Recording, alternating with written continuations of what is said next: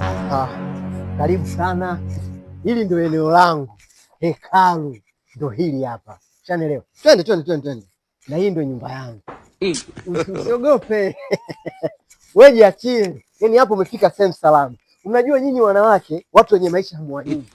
Tunakutana na vijana wadogo waongo, wanawashawishi, wanawachezea, wanawatupa. Sasa hii nyumba ni ya kwako, umeshaona, na eneo kama unavyoliona hivi, umeona kama pale. Asante mpenzi wangu.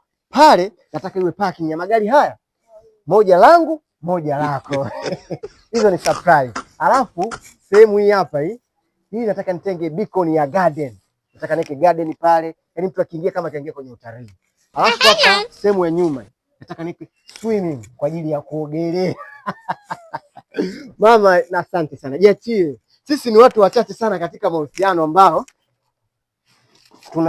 uwe chalaze mwenye nyumba hapa kaja akakukosa. Kwa hiyo kafunga nyumba yake kaondoka. Wewe umeachiwa ulinde nyumba, ndugu yangu, unahangaika na wanawake. Kashafunga na sijui utakaa wapi sasa. Ndio kaondoka na funguo. Kwa kafunga nyumba. Sasa anafungaje? Sasa kuna haja gani mimi kunipa mimi nilinde nyumba? Wewe umenipa mimi nilinde nyumba, unafunga unaondoka. Unaharibu mission za watu. Ana wenye nyumba bwana. Unafungaje nyumba sasa?